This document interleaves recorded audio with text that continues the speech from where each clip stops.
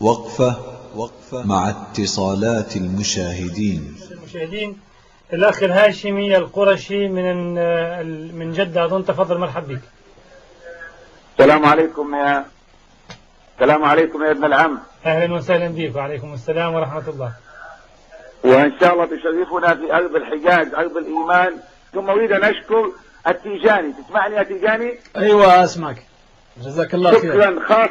شكرا خاصا لك، والشكر الخاص لك لأنك كنت أجرأ المتقين.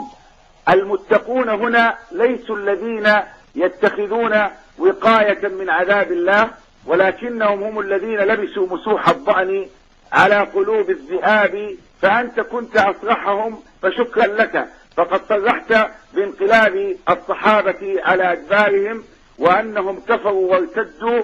وأنا أسألك وأسأل الإخوان والشيعة في العالم، وأنا من آل البيت ومن أحفاد موسى الكاظم، والشيعة ينزلون في بيتنا في الحجاز مدة 300 عام.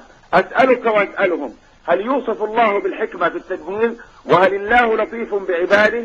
لا أظن أحدا يقول غير ذلك، ولا حتى اليهود ولا النصارى. وعندها أسأل قائلا، كيف يبعث الله نبيا طاهرا خاتما للأنبياء دينه يهيمن على كل الأديان قبله، ويتعب هذا النبي ويجهد ويشتم ويضرب ويقذف، يقذفه المنافقون، وخط تحت كلمة المنافقين يقذفونه في زوجته، فيستدل الله عليهم بالعقل والحجة، فيقول لهم الخبيثات للخبيثين والخبيثون للخبيثات والطيبات للطيبين والطيبون للطيبات، أولئك مبرؤون مما يقولون، لهم مغفرة ورزق كريم، والرزق الكريم هو الجنة. كيف تكون امرأة بشرت بالجنة تقول كتب الشيعة إن الله يأمركم أن تذبحوا بقرة إنها عائشة؟ هل يعقل أن هذا النبي يكافأ بعد جهاد لمدة ربع قرن، يكافأ والله العدل اللطيف الخبير الحكيم يكافئه بأن يسلط على ذريته بل وعلى دينه؟ وهذا أعظم. أناس المنافقين ليسوا 10 ولا 20، بل كلهم يقال عنهم أنهم منافقون إلا ما تعد أصابع اليدين. هل يعقل هذا في حكمة الله؟ وهل يعقل في حكمة الله أن الله يدع الأمم كلها، العالم كله يتخبطون، ويدع العالم والكون يتخبط ضائع تائه، لأن هذا الكون والعالم ليس له الإمام الذي يعلم أسراره، فإنه غائب في السرداب؟ وهل يعقل أن عليا الذي غار على فاطمة والتي كانت تأكل مرة من المرات تفاحة، فأخذت التفاحة وأعطتها إلى عبد عندها، فأخذ التفاحة من يدها علي ورماها بالأرض، هذا الغيور القرشي الفحل البطل، هل يعقل رضي الله عنه وفداه أبي وأمي، هل يعقل أنه يترك فرج امرأة ابنته أم كلثوم يغتصبها عمر كما ينقل عن الإمام الصادق جدنا رحمة الله عليه؟ أنا أقول إن أي عقل صحيح يأبى تلاعب الشيعة بفروج البنات الصغيرات في سن 7 كما فعل الخميني، وإن أي عقل صحيح ينفي ما يقوله الخميني والكتاب أمامي في كتابه كشف الأسرار، يقول إن العدل لم يقوم ولا على يد الأنبياء ولا المرسلين، ولم يقم أبدا حتى يخرج المهدي ويقيم هذا العدل. أي عقل يقبله؟ أي عقل يقبل هذا الكلام؟ أخيرا نقول يا سادتي، هذا دين لا يتبعه عاقل، ونحن آل البيت الأشراف والسادة بالحجاز واليمن نتبرأ من كل من يضلل هؤلاء الشيعة الذين أحبونا والذين كانوا ينزلون عندنا. هؤلاء يحبون الرئاسة والشهرة والمناصب والخمس الذي لا يذهب إليك يا هاشمي وأنت من آل البيت، ولا يأتي إلى آل البيت في اليمن وغيرها وهم ضعفاء فقراء. أقول يا شيعة العالم أدعوكم بكلمة واحدة، إنما أعظكم بواحدة، أن تقوموا لله مثنى وفرادى ثم تتفكروا. القرآن كله كتاب التفكر والتأمل والتدبر، فلماذا تسلموا عقولكم وأنتم الأطباء والعلماء والمهندسون والمثقفون عندما يأتي أمر الدين تسلمون عقولكم إلى أناس يبيعون فروج بناتكم لشهواتهم ويركبون أفضل السيارات في الحوزات ويضيعون دين الله؟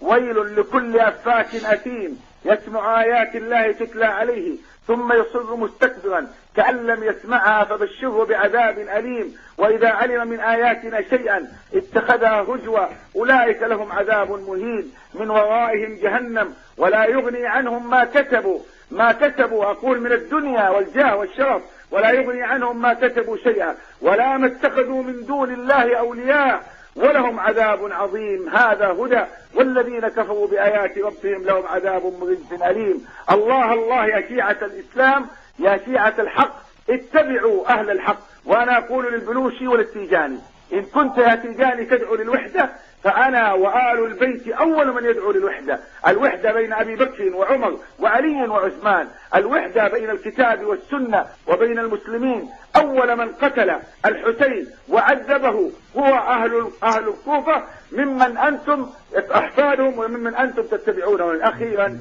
يا هاشمي، هم يعيرون أخانا البلوشي أنه فارسي، والنبي قال لسلمان: سلمان منا آل البيت. وقال: لو كان الإيمان في الثريا لناله رجال من فارس، ووضع يده على سلمان. وأنا أتكلم مرة أخرى باسم آل البيت وأقول: مستعد أن نأتي على حسابنا ونقبل رأس هذا البلوشي جزاء ما دافع عن مذهب أهل البيت حقا. ونقبل رأس الخميس في لغة العرب هو الجيش.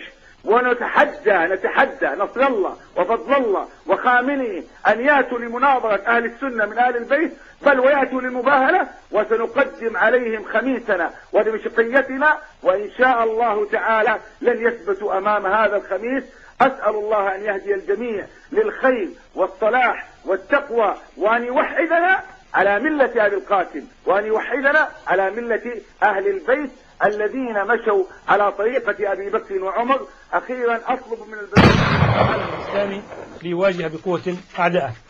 بعدين في الأخ الخطاط محمود داود يقول لي: أخي أقول هذا أرجو الله أن يجزيكم خير الجزاء لما تقدمه من جهد عظيم في سبيل إيصال الحقيقة إلى المسلمين. أقول هذا بعد أن كان لله الفضل ثم لكم ولقناتكم المعطاء، حيث كنتم سببا في تمسكي بأهل السنة والجماعة، لأنني أعمل في شركة وفيها بعض الإخوة الشيعة، وعندما علموا أنني أحب العلم وأسعى إليه تقربوا مني وأصدقكم من قول أنني كنت على وشك التشيع أنا وجمع من الأهل، ولذلك لجهلنا بعقيدتهم الحقيقية التي لولا الله ثم أنتم لما عرفناها. ولذلك فإنني وكل من تبعك تطلع الله على قدير وفقكم لما يحب ويرضى. وأدعو كذلك بالتوفيق لكل من شارك في حلقاتكم المشاهدين والمشاهدات. الأخ أبو حسين من البحرين، مرحب بك. السلام عليكم. وعليكم السلام ورحمة الله. قبل كل شيء أقول إني إن كذبت في شيء مما سأقوله فعلي لعنة الله وملائكته والناس أجمعين. كما أسلم على الشيخ أبو منتصر البلوشي والشيخ عثمان خميس. أنا سيد أبو حسين الموسوي، كما يقال عني أن نجيب الطرفين. نعم. أنا المذهب الشيعي. نعم. أي أن أبواي وأجدادي من الموسوية. سبب هذا اللقاء هو مجرد أني أريد إبلاغ رسالة لإخواني من السنة والشيعة، يعني أنصح إخواني أن يقرأوا كتاب للشيخ عثمان خميس كشف الجاني، رد على التيجاني والضلال. كما أنني أريد أبين لإخواني الشيعة أن ينظروا في مسائل الفروق بيننا وبين مذهبهم. كما أريد ملاحظة أن أذكر أن لدى جدي ضريح قرية من قرى بالبحرين، وهو سيد هاشم الطبلاني، ومما جعلني أغير مذهبي الغلو في آل البيت والشرك الواضح في آل البيت مخالف للفطرة.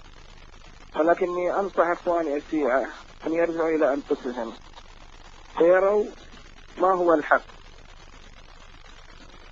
لا لشيء، فهذا كله لوجه الله تعالى. طيب يعني أنت أبو حسين أنت تقول أنك موسوي وأنك أنت انتقلت من الشيعة إلى السنة وتنصح الشيعة بأن يعني يصنعوا ما صنعت. الحمد لله أسلمت من عدة سنوات، وأنا أعتبر نفسي أني أسلمت ولا لم أكن على دين جدي. طيب شكرا لك، شكرا أخ أبو حسين. لا